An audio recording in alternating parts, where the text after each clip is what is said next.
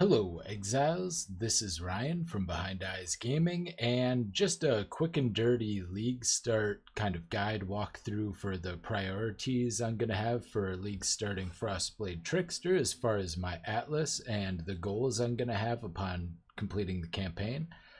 So I have three different Atlas trees for three different stages here, and I'm going to go over them and talk about why I have them this way. So this is going to be my first setup, and the reason is our number one priority is going to be Unveils. There's a lot of very important ones, and getting those early on is going to be useful. I'm going to be trying out the new All Hands in combination with Covert Stakeouts, and then just a bunch of different things to get the Immortal Syndicate in our maps. So we're going to have all of that kind of stuff set up. It's pretty early. It's 33 points. You'll get the bulk of it, and actually it's 30 points. I also put essence because yeah, you're gonna want some essences to just craft some gear.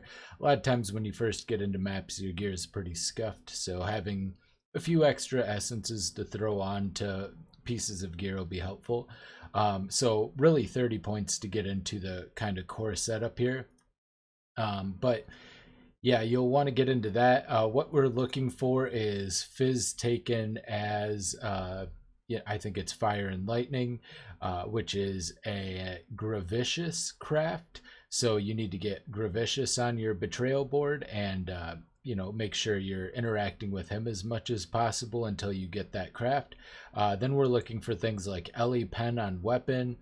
Hits can't be evaded on Vagan is something that I've started using later on because it opens up more points for us.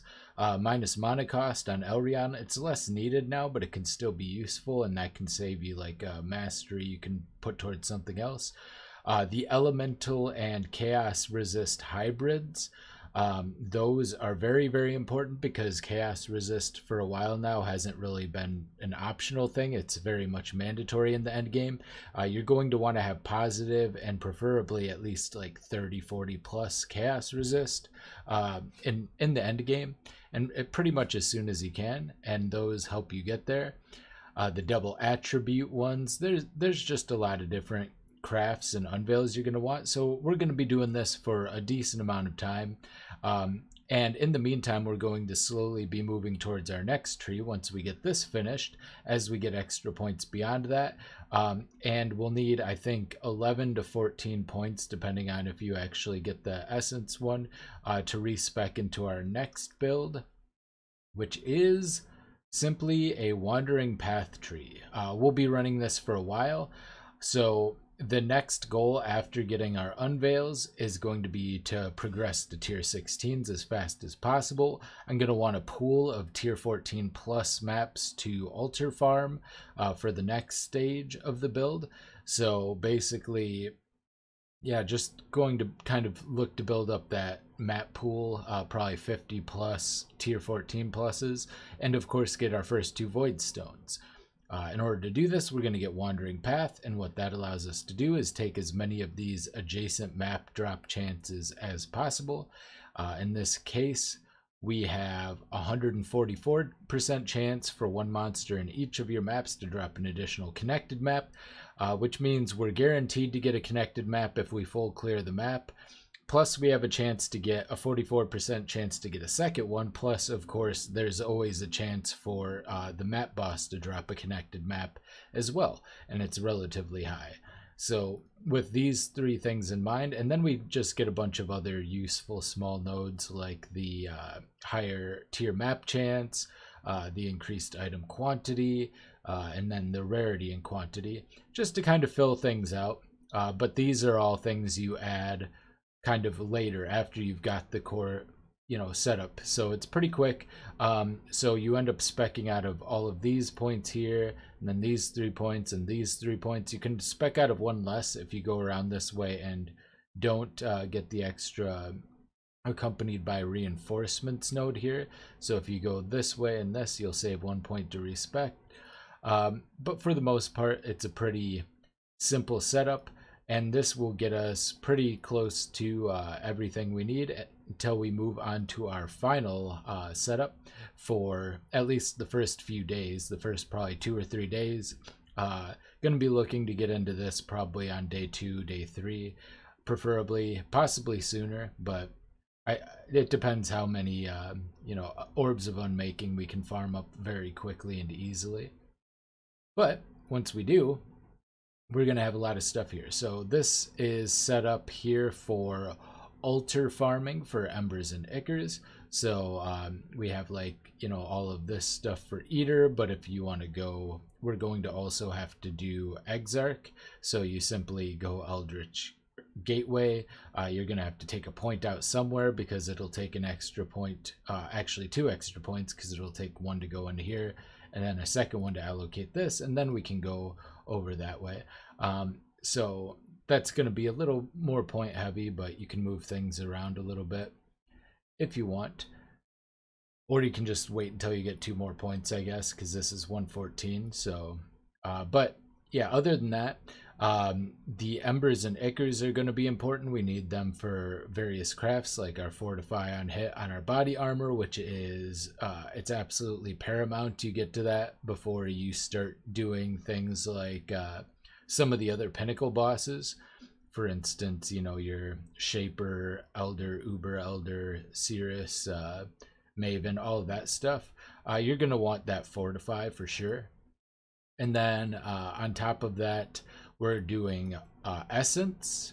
So we got crystal resonance, we got prolific essence, we got amplified energies, and we're also doing harvest. We have like bountiful harvest, bumper crops, all that kind of stuff, heart of the grove, doubling season, all of that.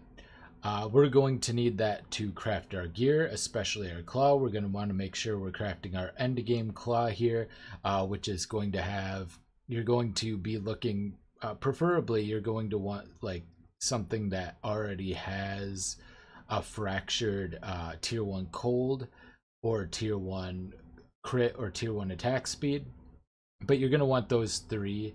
And then also an open prefix to put your elemental penetration on there. And then you'll have a claw that's good enough to get you through all of your pinnacle bosses and all your legion farming. Speaking of, we're also doing legion farming. So basically, once we get our claw crafted and get satisfactory gear for everything else at this point, we're going to sell our excess harvest juice and our excess essences, and that's going to go towards our yoke. And then we are also going to be, because yoke was pretty expensive last league start, so we're going to want to basically be putting anything we don't use towards making currency so that we can get the yoke. If we don't happen to find one, or if we aren't able to get one for cheap.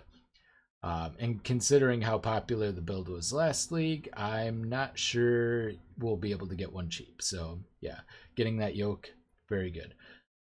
Next is Legion.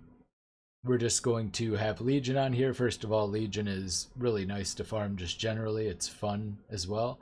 But also, oh yeah, you can put some points in here and stuff too. War supplies, you can grab it if you want. Doesn't really matter. Like additional warhorde is useful, not super useful. You can grab however much of that you want. But yeah, basically we're going to be looking for a timeless jewel for our build.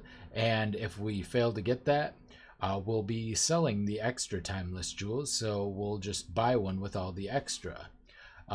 I feel like Legion is going to be farmed a lot less now because 5-ways aren't really going to be a thing because Legion's experience went way down.